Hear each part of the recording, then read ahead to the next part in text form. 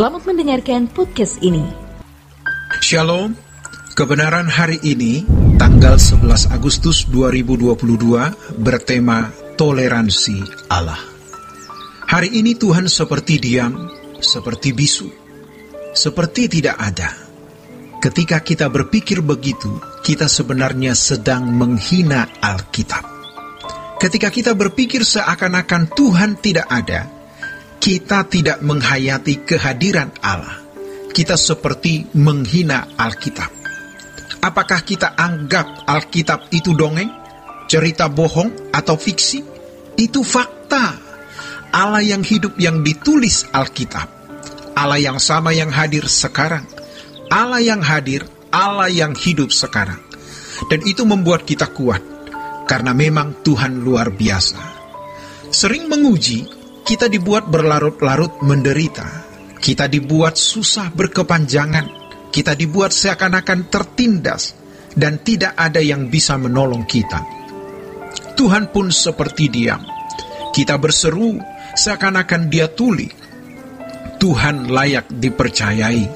Walaupun Dia tampak seakan-akan tidak ada, Dia layak tetap dipercayai. Disitulah kehormatan kita kepada Allah. Jangan hanya karena setiap kali kita berdoa, Dia menjawab dengan cepat. Dia memenuhi keinginan kita. Dia mengabulkan doa kita, baru kita percaya. Ketika Dia seakan-akan tidak ada, ketika Dia seakan-akan tidak hadir, ketika Dia seakan-akan tidak peduli, seakan-akan Dia tidak ada, kita tetap mempercayainya. Hendaknya kita senantiasa menghormati Tuhan semesta alam. Kalau kita selama ini tawar hati terhadap kerajaan surga, tawar hati terhadap kekekalan, tawar hati terhadap kehidupan di langit baru bumi baru, hari ini kobarkan dalam hati kita. Jangan hanya berkata langit baru bumi baru, jangan hanya berkata tentang kerajaan surga. Itu tidak ada artinya tanpa kerinduan yang sungguh-sungguh. Allah memiliki hakikat. Allah memiliki karakteristik. Allah terikat dengan dirinya, dengan hakikat dan karakternya. Dan yang mengerikan, Allah tidak bisa diubah oleh siapapun. Dan Allah juga tidak mengubah dirinya sendiri. Ia tidak bisa kompromi dengan apa yang bertentangan dengan hakikatnya. 1 Petrus 1 ayat 16, kuduslah kamu, sebab aku kudus. Kalau yang bicara itu manusia, mungkin bisa dengan ratapan.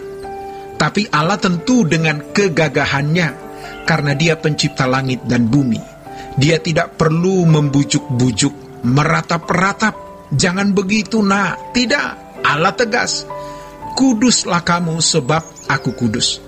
Tapi kalau seandainya bisa dibuat seperti manusia, Allah akan berkata, kudus lana, sebab aku kudus. Kamu tidak bisa bersama aku kalau keadaanmu seperti ini. Kamu mau aku mengerti kamu, tapi kamu tidak mengerti aku. Aku tidak bisa mengubah diriku, hakikatku kekal, dari kekal sampai kekal. Kamu yang harus mengerti karakteristikku, yang harus mengerti hakikatku. Dan ini tidak bisa ditawar. Mengerikan, tidak bisa ditawar. Kita harus sampai pada kegentaran akan Allah dan menyadari bahwa ini tidak bisa ditawar.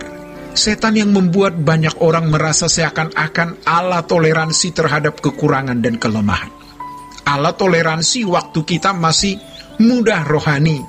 Allah bisa mengerti ketika kita dipandang masih kanak-kanak.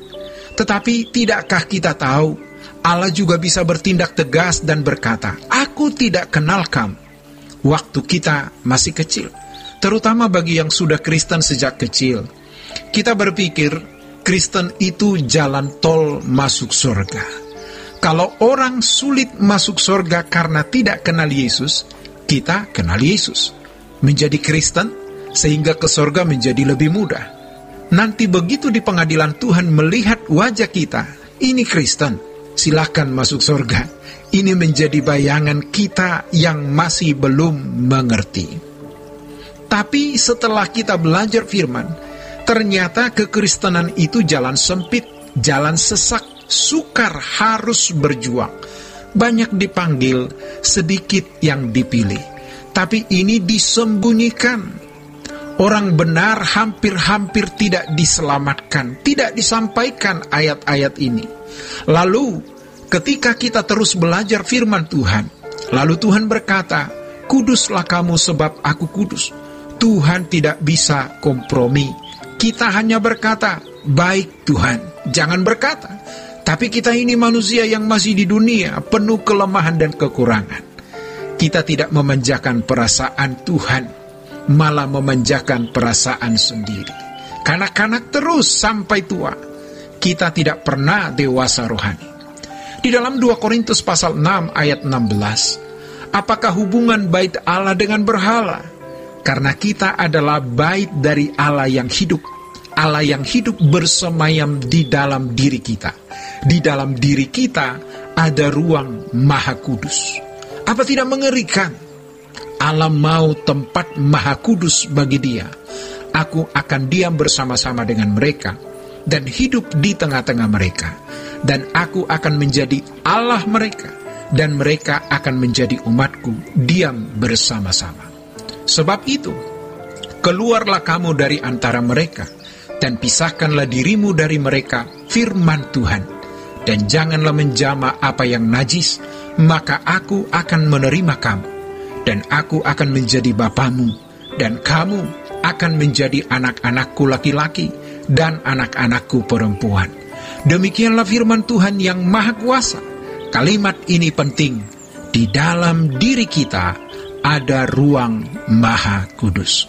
Demikianlah kebenaran hari ini. Tuhan Yesus memberkati. Sola Gracia.